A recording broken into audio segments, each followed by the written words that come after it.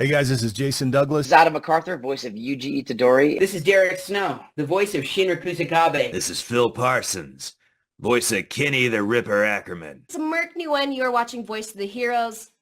Take it away, Flea Boy. What's good, everybody? You know who it is and what it is. And if you don't, it's the one and only one, Flea Boy Jetson. And you're watching the Voice of the Heroes podcast. If you're tuning in for the first time, please don't forget to like, comment, and subscribe. And click that notification bell so you don't miss any interviews or discussions on your favorite heroes and villains from across the world. And today we're shining our spotlight on a very special guest. You may have heard him in anime shows like Bleach, Ronin Kenshi, in shows like Power Rangers and Digimon Data Squad, and also Naruto, baby. So much more. Let's welcome Terrence Stone to the show. How you doing? Fine, Flea Boy. How you doing? You looking good? Thank you, man. Thank you. You're looking good yourself, man. I see you, man. Looking like you could be like a little 40, you know what I mean? 40 something.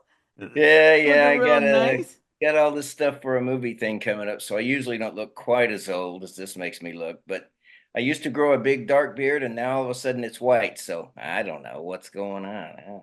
Hey, man, they love them white, man. They love when they start going gray beards, man, to be honest. Yeah. But let's talk about that. You know, you're obviously in front of the camera now. We talk so much about the work that you do behind the camera on the microphones in the booth like that. What's some of the biggest differences between working in front or behind the camera?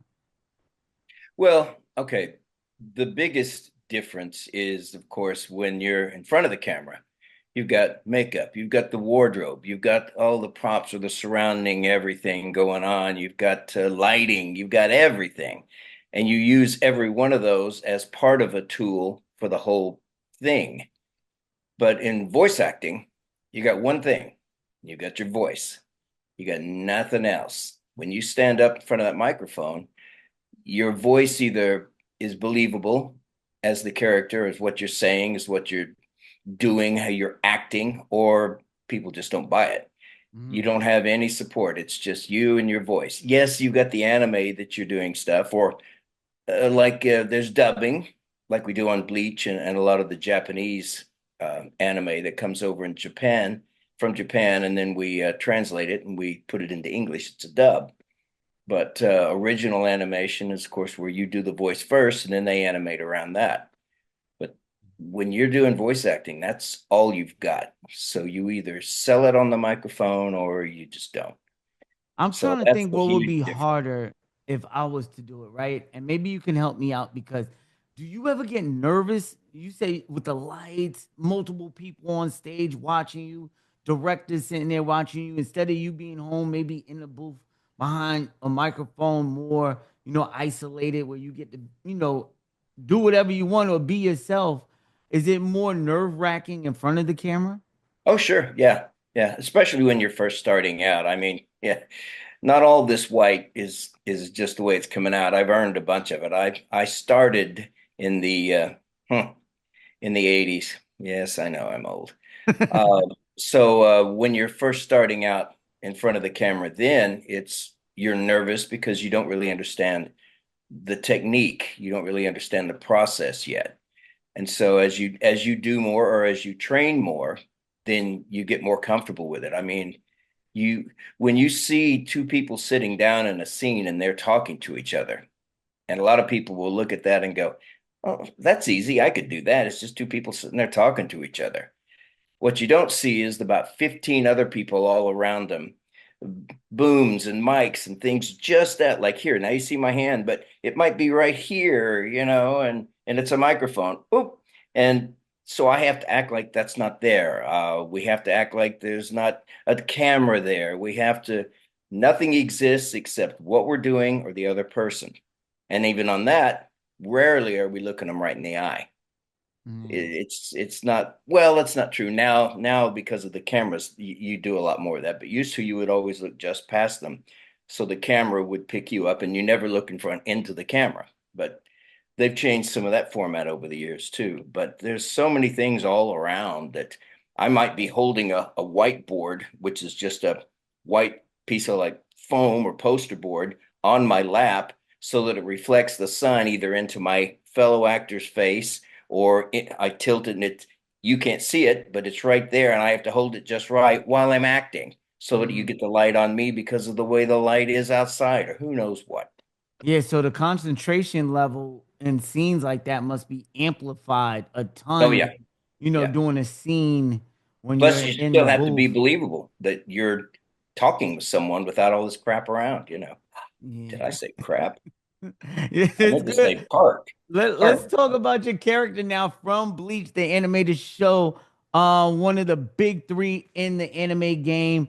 Mayuri. He plays a huge, significant role in part three, the last season that we got from Yeah, Thousand that's Year the last Blood. one we've recorded so far. We have one more season to record, and that's not out yet. But yeah, So he, yeah, since it's he already out, then I don't have to worry about NDAs or not saying stuff. So let me just say, fighting against an arm is kind of funky.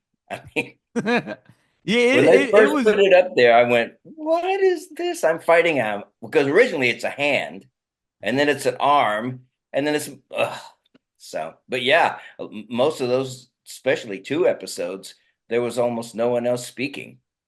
It was Yeah, just all you had a lot of PT in that one. And I'm yeah, not even gonna lie to you. One of the things that I love about your character is the intellect. I love smart characters that yeah. can find their way out of something with using their brain. Iron Man's like that, Batman's like Yeah. that. So many different characters, Well, with I prep am time. a scientist, so I have to be able to know what I'm doing and know ahead of you what you're doing. Wow, that was good. Because the whole time you know why to say that was so good? Because I thought that they modified your voice a little bit Oh, for. you thought they harmonized my voice instead of me doing it? Ah, yes, no, it's me. When Oh, I I first love that. auditioned I for that, love that. Yo, chat, man. Go it's crazy in the comments. called a trick voice. Yeah, yeah. That's range right there. When I first auditioned for Bleach, and I went in and did the voice for Mayuri for the audition. I had been in a live action stunt show because I also used to be a stuntman, and it was for the Batman stunt show after the original Keaton and Nicholson movie came out. And Warner Brothers bought all these Six Flags parks all around the country, and they wanted to compete with Universal, and Universal had a live stunt show. So we went down there, and I was the original Joker slash MC, and I created this voice. I created the voice of the Joker. Yes. And so all I did when I went into my area, I thought, well, this guy, he's purple, white. He's got kind of a Joker looking face. I'm just going to go with what I've already come up with. Except I added the touch of every now and then you hear harmonics. and so I went, oh, okay, I'll do that. And when they got it, they went, oh yes, we want to hire this guy because we like how he's not British, but he's not normal. He's sort of, it's what you call an Atlantic accent. But it also means he's very cerebral, very intelligent. Well, I do experiment on people. So I Yeah, put I that in love and it. I said, love it, we man. like that, but why did you put the harmonizing on his voice? And they said, no, he's doing that. And I went, oh, we'll take it. Okay. No, it sounds wonderful. And I'm not even gonna lie, it sounds so good now that I'm hearing it live. Man, it's so spot on. So let's talk a little bit more about your character in the arc, right? He spoilers alert, he develops a way to, get some of their bankais back and things like that. And we see his bankai as well. And Oh, my Bankai changes. yeah, Kind of that's what I was advancing. getting to. So, Yeah. when you've been dealing with a character like this for so many decades and they add something so new and so fresh to this and you see it for the first time, what is your Yeah. initial reaction? Well, when it's something like your Bankai, I'm so used to saying Ashisoki Jizu, I'm just throw that out there. And then they say, well, no, we're going to change the name. It's going to be something else. And it's going to change the way it looks. And you're going, it's been like this for since we started. Why are we changing it? But they came up with some pretty interesting stuff. And so, it's like if it makes sense and it doesn't go against who your character is, then okay, yeah, let's do that. Then the next part comes in learning how to pronounce it properly, because you always have your Japanese connection who's on the squawk box listening in, and boy, if you don't say names right, then they will, oh no, no, and then you have to phonetically sound it out to get it right before you can even keep going. But that, and then what my Bankai does and everything, of course, ends up getting destroyed. Yeah, I gotta watch the series. Part 4 is on the way, right? I know we're all excited for that. It's like you said, it's the last and final season. Are you kind of like, is this like a bittersweet moment for you and this character that you've been playing for so many decades? Um, yeah, in a way. I mean, I've played a bunch of other different characters throughout the run. It's like supporting characters, a character that comes on just for one episode and whatever. But Mayuri has been my main one all the way through, and we thought for about 8, 10 years there that it was over before, because we did all the ones there were, and then we waited, and then time passed, and we thought that there were not going to be any more. And then when they called us a couple of years ago and said, "Oh no, we have new episodes, more again, a whole new take on it," we went, "Yeah, that's pretty cool." And what was good about it was they used all of us that were still around or that still could, that were still working, that had originated, the original character voices, and let us continue to do our characters instead of bringing in new voices or whatever, which I think the fan base would have been disappointed anyway if they tried to bring, like, for me, you don't have a lot of people running around harmonizing their own voice the way I do it, so it'd be really hard to sound like me anyway. So you like it that you can do the full run, and if it's going to end, then you want to be the one that takes it all the way through. And then in this run, Mayuri, I have, some big episodes here and there and some really strong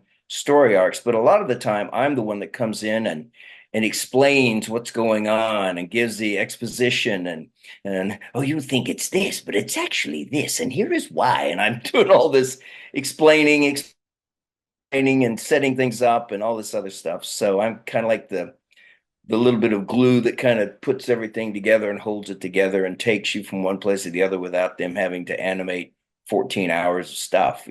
I would say So almost like a it'd be fun. narrator. It'd be nice. I would say your character is almost like a narrator. Like the Sort way of. the Yeah, way but he he doesn't get obnoxious like just a straight narrator voice would after a Yeah, while. true. So many episodes. So that's fun. Yeah, but like I said, man, I feel like with prep time, so many people could beat you, and he's up there with Batman, Iron Man, and the rest of them. He's a great character, man. Let's talk about your character now in the new upcoming Bleach game, Bleach Rebirth of Souls, highly anticipated anime fighting game coming out. You're Yeah, it's gonna nothing be a new to good one. this. You've been around this corner before with multiple different video games. Now you're coming back in the video game world voicing Mayuri. Is it how do I put this? Is it a more enjoyable experience voicing the video game side of things or the anime side of things? Because with video games, I would almost say like it's almost like the animation side, right? Where you don't have to dub too much, or is it dubbing in that as well? The computer game is no dubbing. When you're doing a computer game, it's usually original, what they call original animation. You're Mm. going in and working off of a script, but you're laying the voice down, and then they will animate around that. So it's different. Sometimes you get it, where it's a game that's been done in another language, but usually, um, anyway, the game compared to the anime itself, like episodic, the game is your story, your character has a beginning, a through, and then an ending. So you get to see in the work you do the whole storyline of everything your character is in and doing and why and how. Whereas in a series, a lot of times, even if we've read the manga, something like that, we don't really know until we see the episode kind of how they've taken it, or we Mhm. never know what we're going to say ahead of time.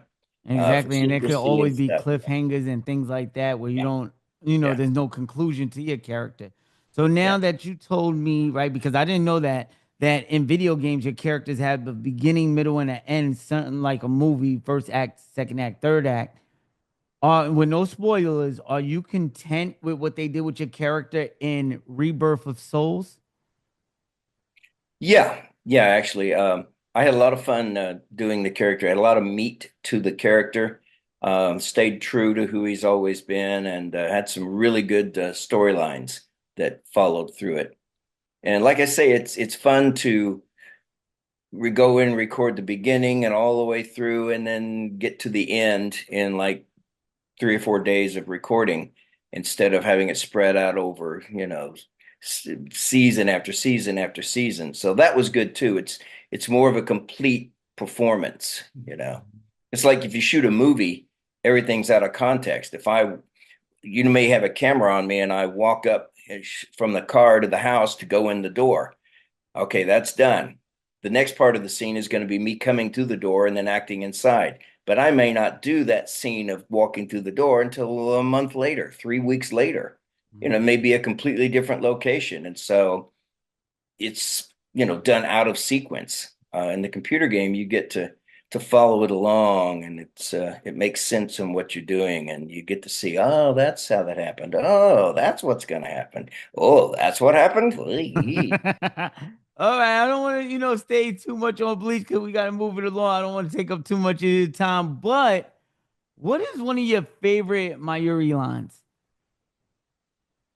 Well, of course, my Bankai, is Mhm. always good. But there's the one place of um, where he's talking about perfection, and he talks about all this stuff about what is perfection, and uh, Mm. and the very end thing he says is, my attitude about perfection is it doesn't exist. And what do I believe about perfection?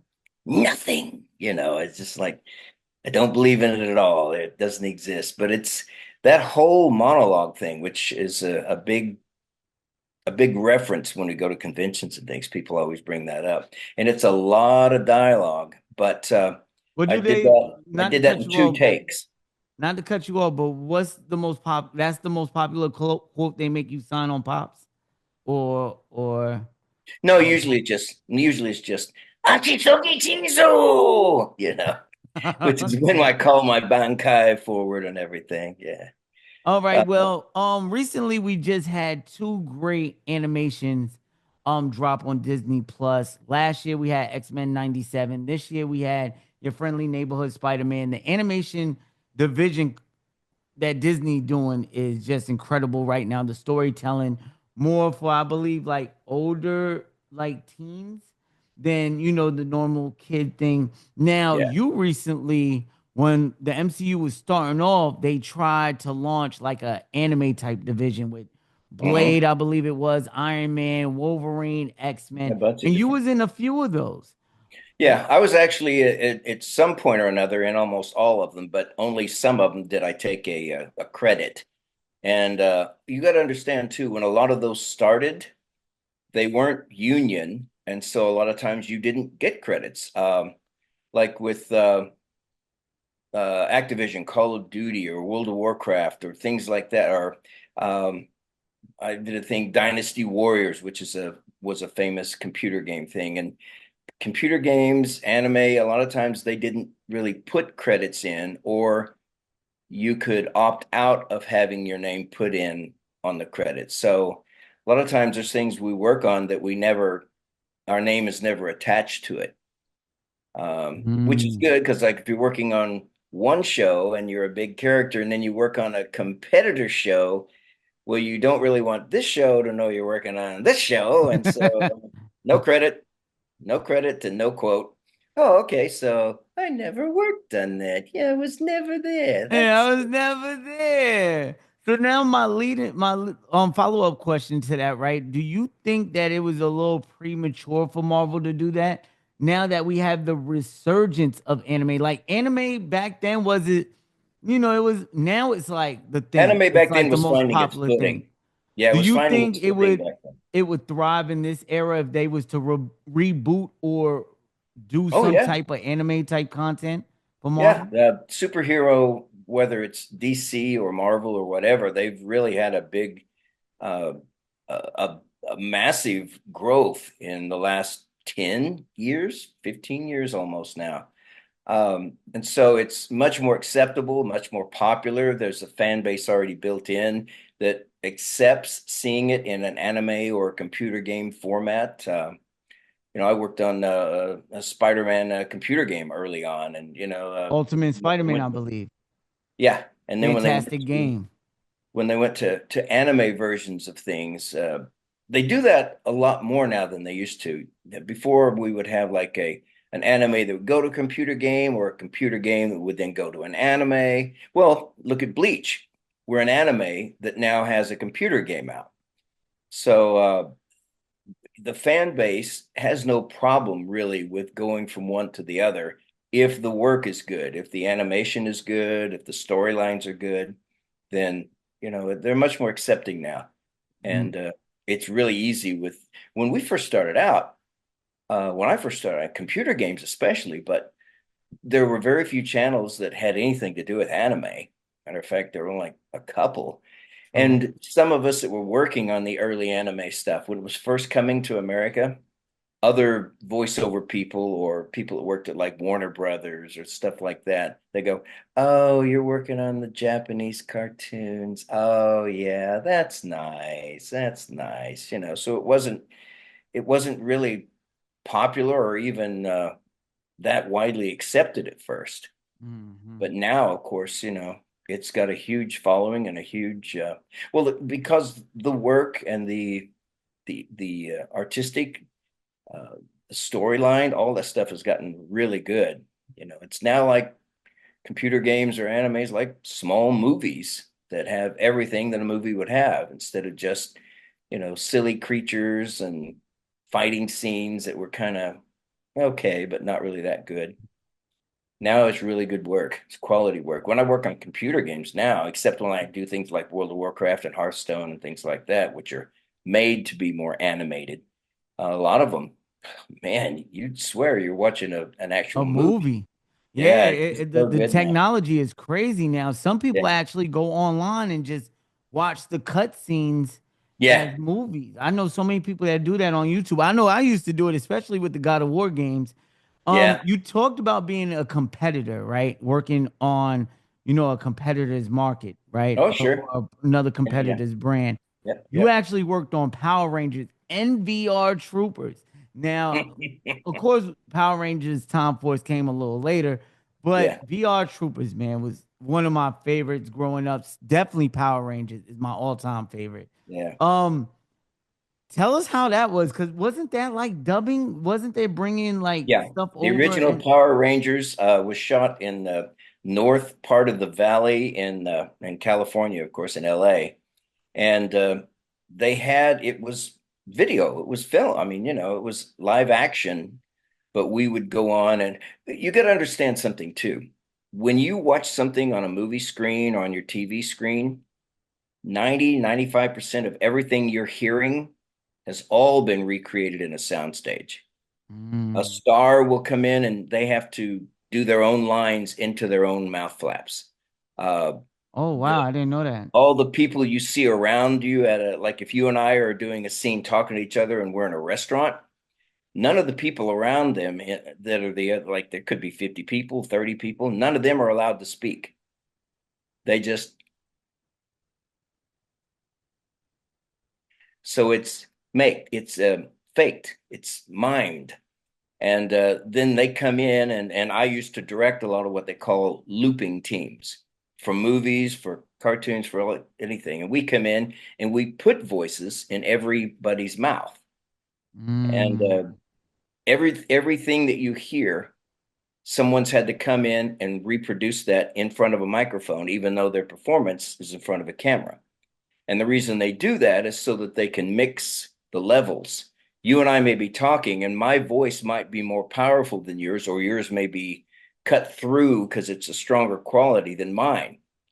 Well, so you'll record yours, I'll record mine, and then what they'll do is they'll adjust the levels so that we're more balanced. So when the audience hears it, it's more pleasing and they can understand everything. So everything is recorded into any project you see. Almost none of it is what it originally sounded like when it was recorded.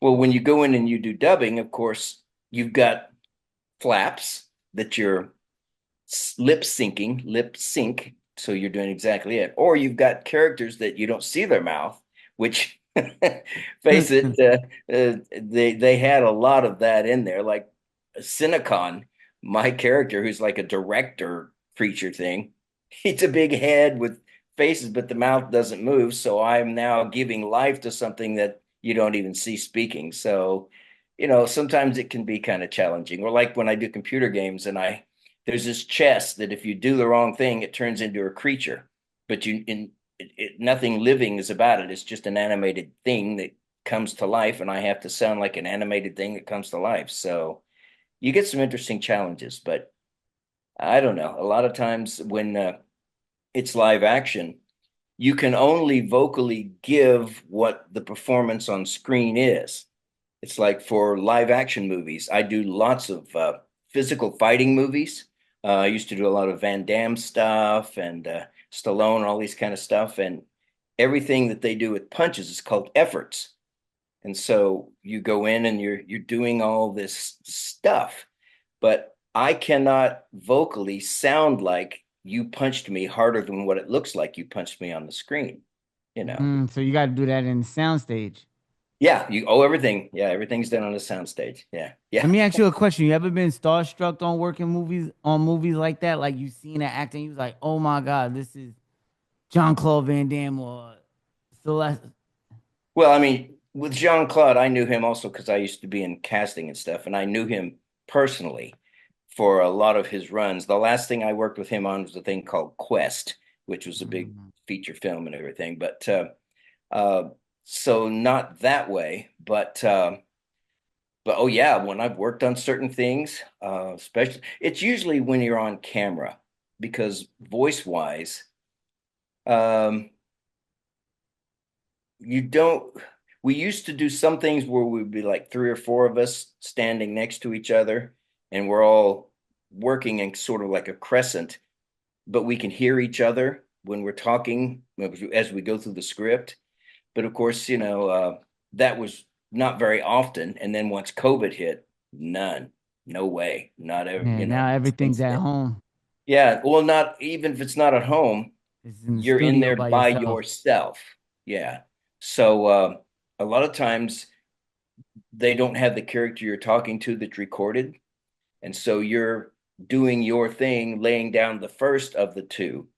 And then they come in and they hear you, or you come in. And if it's already been recorded, you hear it in your headphones. They'll play it for you. And then I react with my line to that. And that helps. But sometimes you don't even have that. You're just kind of winging it. Sometimes you're even having to go, okay, I could deliver this line like three different ways. Do I like this person? And am I mad at them? Whatever. And then they give you a little bit more stuff behind the scenes. Mostly my starstruck stuff has been when I direct voiceover for either movies or it's called ADR or for computer games or whatever. And Meryl Streep, she intimidated me. Nicole Kidman, George Clooney. Nicole Kidman? Yeah, she was great. Mel Brooks was only because he was just very, very funny. Ken Norton, I directed him in an animated movie, and he has a reputation of being difficult to work with just because he's so focused on just getting it right and the technique and stuff. He came in and I directed him for 3 different days. He was great to work with, very professional and a lot of fun, people like that. But rarely, because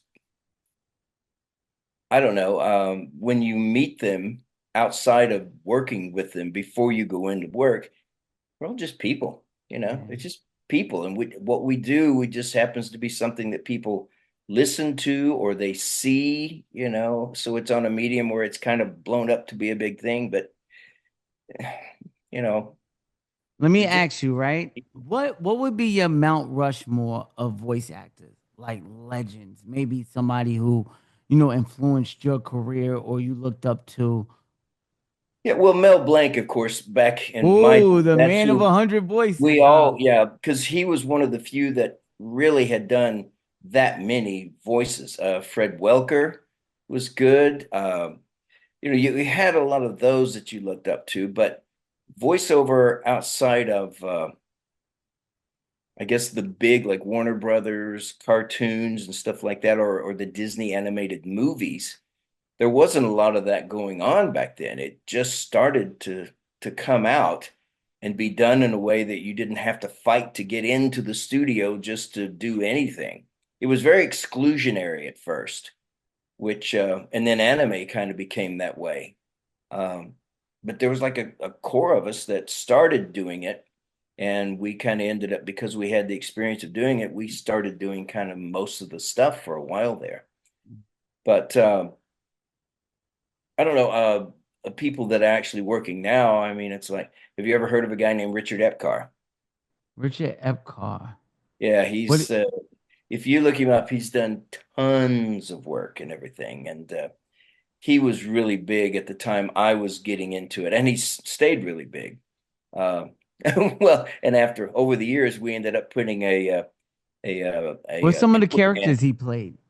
Oh my God, he's the Joker in a lot of the DC stuff, the games, a lot of the games. He's I just worked with him on Lupin not too long Mm, ago. He's I forget what his character's name, but he's got the mechanical eyes and everything. If you look him up, Richard Epcar, he's oh, I'm done definitely gonna check in. I'm tons. gonna send an invite too. See if I Yeah, can get him.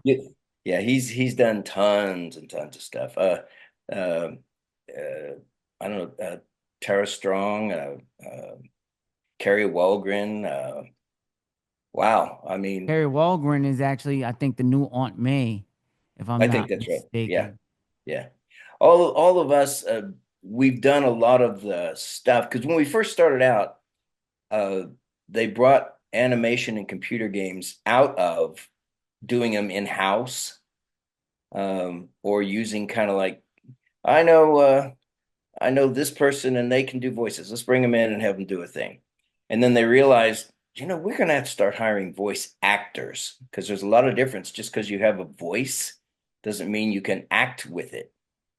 And so once they started bringing us in, then we did a lot of the early work until the work kind of progressed to the point where other people started noticing it. And then you got into the like 2000s, where a lot of the stars would get asked to do like a lead role in a computer game or an anime or whatever, and all of a sudden they said, oh, this is fun stuff and a lot of money in it, this is great. And then the word started spreading, and now for a lot of projects, you've got big names that are doing all the top characters.